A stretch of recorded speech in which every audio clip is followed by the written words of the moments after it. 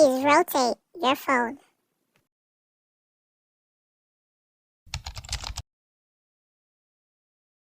Today, I'm going to be showing you guys how to draw a hyper-realistic eye.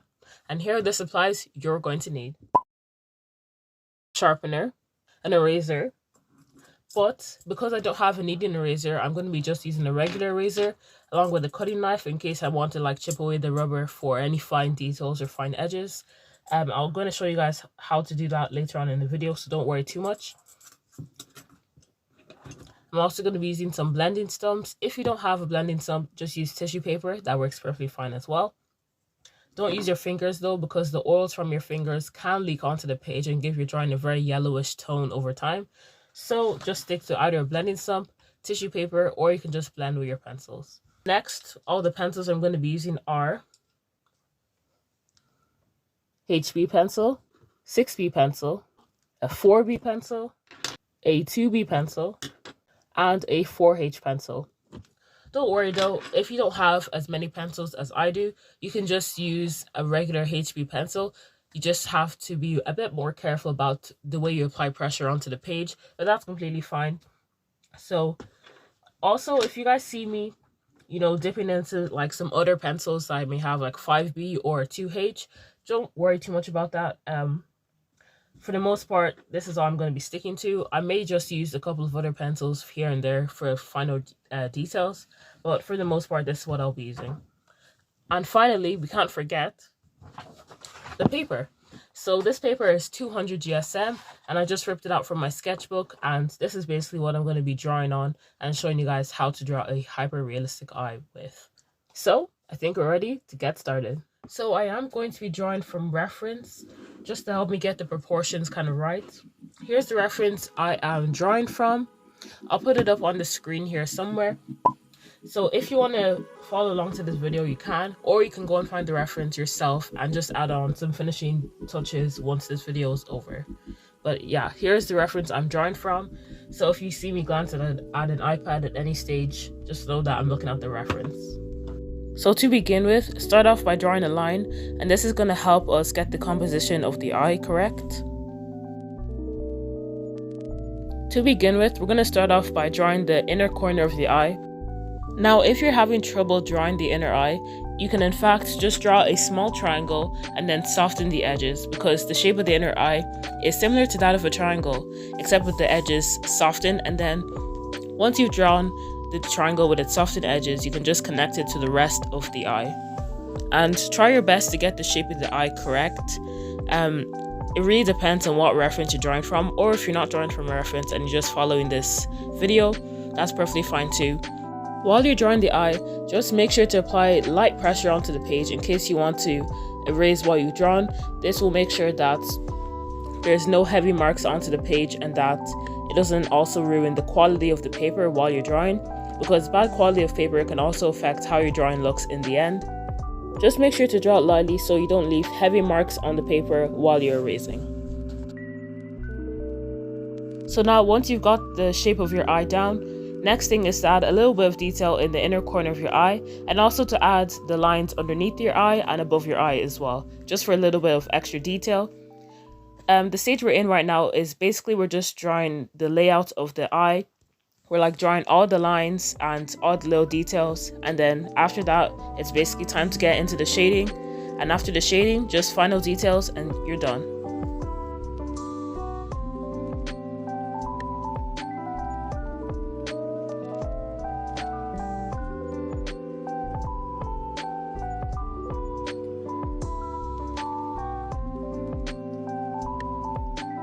So now we're going to draw the iris of the eye. Before you put down any pencil on the paper, it's best to sort of make circular motions with your hand in a circle until you feel confident enough to place your pencil down onto the paper. This will make sure you get a nice round circle and prevent any sort of oval shaped irises.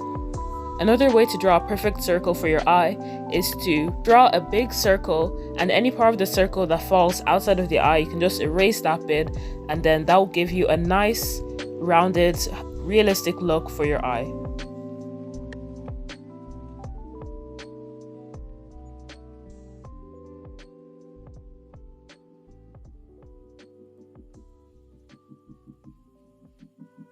Next, we're going to be drawing the highlights inside of the eye. This will really help your iris stand out on the page, and this is what really brings all the hyperrealism of the eye together. You can draw any kind of highlights that you want. The highlight can be any shape, rectangle, circle, square. It's up to you what kind of shape or what kind of iris you want. I chose rectangle, but you can choose any kind of shape you want for your highlight. Don't forget that the highlight is basically just a reflection of what the eye can see. So if you want, you can make it super interesting, like maybe your eye is at the beach or something, or on a mountain and it's looking at a wild dog or a wild fox or something. You can make it as interesting as you want. Next, these lines that I'm drawing that are protruding out of the pupil of your eye are basically parts of the iris that is really going to help your eye and your iris stand out on the page, as I said earlier. I've zoomed in here so you guys can see more clearly exactly what I'm doing. There is quite a lot of detail in this section, so feel free to pause or unpause the video at any moment in time. As you can see now, I'm drawing some wiggly lines in and around the pupil of the eye. This is to give the iris a lot more depth and shading, especially once we add more detail on it a bit later on. Make sure to give the wiggly lines a bit of shape to them. Make some short, some square, some round. You know, just have a bit of fun with it and try not to go too overboard as well. Also, don't forget to erase your highlight and just, you know, make it a lot more cleaner, especially if you drew wiggly lines over it like I did.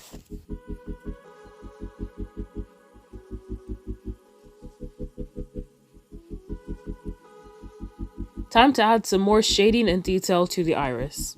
Grab a darker pencil and kind of outline the wiggly lines a little bit just to make them pop up a bit more.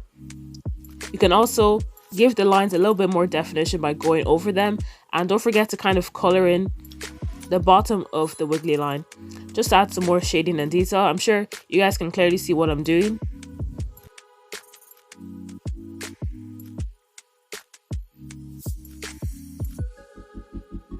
So once you've repeated that shading process for the whole iris, it's time to grab the darker pencil still and just add a little bit more circular shading in and around the iris.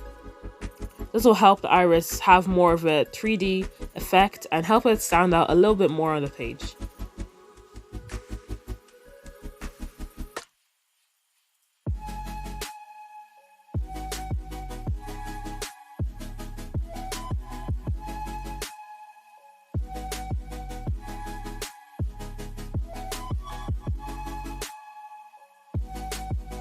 Now for the center of the eye, I'm going in with my darkest pencil yet, which is a 6B pencil, and essentially I'm just coloring in the whole of the pupil. Try to use the darkest pencil you have just to get that really strong black effect of the pupil, just to make the pupil stand out a lot more in comparison to the iris, especially when we've shaded the whole eye and shaded in everything. It can be really easy to lose the blackness of the pupil. Once you've blended out the iris, you can still go in with another dark pencil. I'm still using the 6B here, and you can just add a little bit more shading, a little bit more darkness to the edge of the iris. Don't be afraid to go darker, because the more lights and darks you have, the better your drawing will be and the better contrast you will have. Once again, after you've blended out the iris, still go in and just add more details. Make sure everything is visible, everything is popping out. If you want, you can also go in with your eraser and just erase a few of the graphite, just to make sure you have enough lights and darks to give a good amount of contrast in your drawing.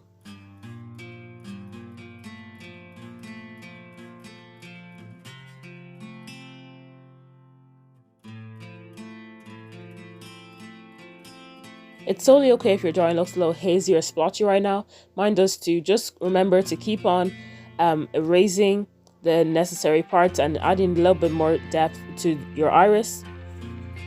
Just keep repeating the process of shading and adding more lights and darks to your drawing until you're satisfied with how your iris looks. Because I don't have a kneading eraser, now I'm going to be using my cutting knife to cut my own eraser, just to give me a nice, clean, sharp edge for erasing little details in the iris. It's little details like that that will help your iris really stand out and really pop out and give it that nice hyper realistic look. So now Using the little piece of eraser that I've just cut off now, I'm going to be erasing just a little bit underneath each of the wiggly lines, just to help the wiggly lines and the iris stand out a little bit more on the page and give my eye a nice 3D look. If you end up erasing some of the pencil that you did not intend on erasing, that's totally okay. Just take your pencil and go back in and continue shading again until you're satisfied with the way your iris looks. Just keep repeating the process, adding more detail where necessary. You're the artist, so remember, you can take this drawing any direction that you want to take it to.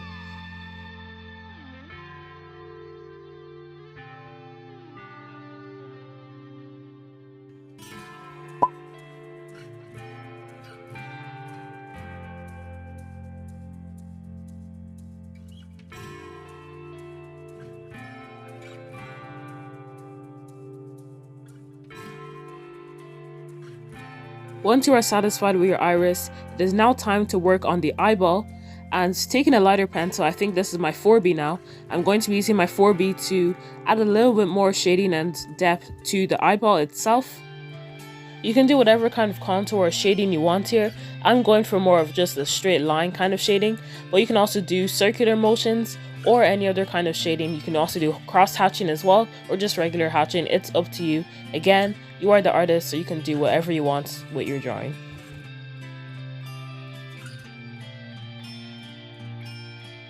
Back to the inner eye now. I'm taking my 5B, I believe, and I'm using that to add a little bit more shading and a bit more depth to the inner eye. This will help your inner eye stand out a little bit more in the midst of your eye drawing.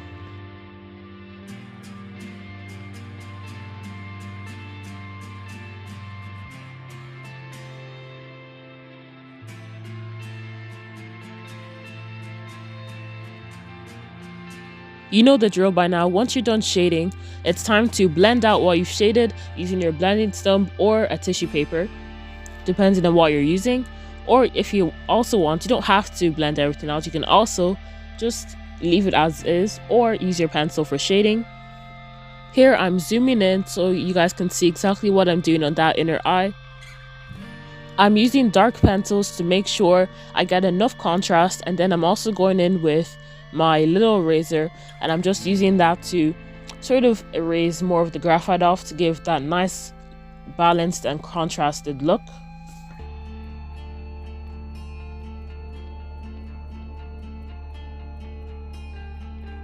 Going back to the eyeball, I'm using my eraser to add more depth, more contrast, as I keep mentioning, to the eye. I'm erasing some of the graphite away and also adding more depth and more shading to the eye. I'm using my darker pencils to add some darker shadows to the eye, and I'm also using my eraser to add some lighter highlights to the eye to give a nice, well-balanced, contrasted look. A good drawing usually has a great balance of lights and darks. Moving on to the eyelashes. Now be careful when you're drawing eyelashes. Try not to make them too rigid, and also try to curve the bottom of the eyelash to make it look more realistic, as if it's actually coming out of the eyelid. Make your eyelashes irregular. Some eyelashes, in real life, some eyelashes are clumped together, some are stuck together. Usually eyelashes are curved at the bottom to show that they're actually coming off your eyelid and that they're not just growing there. And don't forget to use a darker pencil when you're drawing the eyelashes, just to make sure that they're actually visible in the overall drawing. And when you're drawing your bottom lashes, don't forget to draw a little bit less of your bottom lashes than the top eyelashes. Just remember to make the eyelashes irregular, keep some of them clumped together, keep others singular, keep some in a nice little huddled group. Make sure you curve the bottom of the eyelashes to make sure that they actually look like they're coming out of your eyelid. And also use a darker pencil when you're drawing the eyelashes to make sure that they're visible in the overall drawing.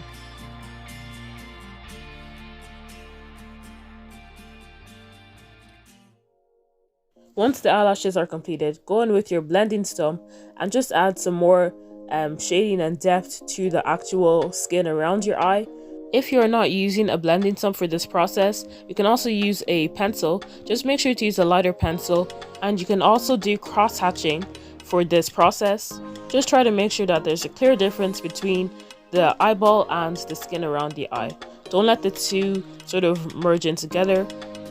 If your eyeball and the skin around your eye are starting to kind of blend together, just remember that you can go in with a darker pencil to kind of give your eyeball a little bit more depth and also to separate the two from each other.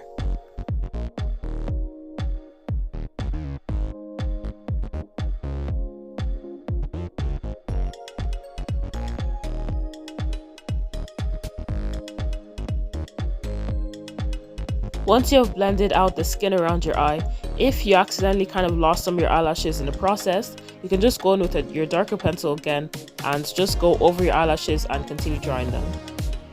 The eye is nearly finished at this point, so now we're basically just adding in the final touches, final details, any extra shading you may have to do, or any extra highlights you may want to add. Basically, we're just adding in the final touches, the final details. So thank you so much for reaching this part of the video, and keep going because you're nearly at the end.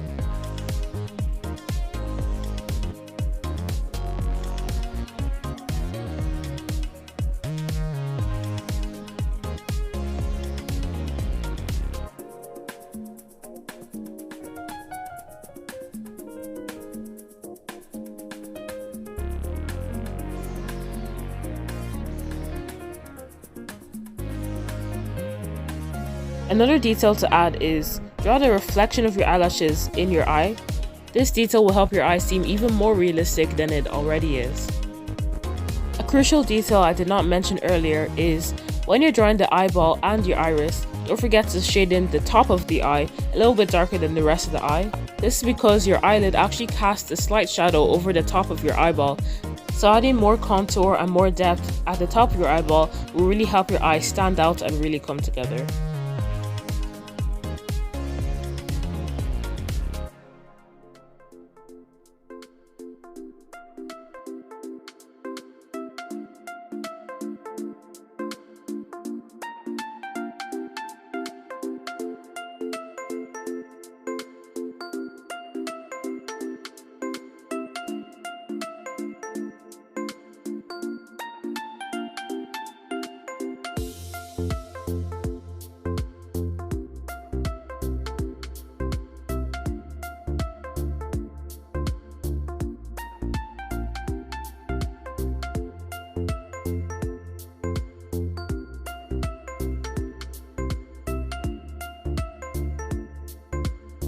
And lastly, don't forget to add your signature at the bottom of your drawing.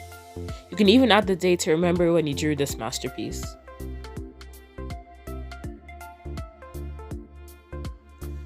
So I hope you guys found that video very helpful. Don't forget to give me a big thumbs up on the video if you found it helpful. Leave a comment down below to let me know how you got on. And don't forget to follow me on Instagram. I'll leave that somewhere on the screen.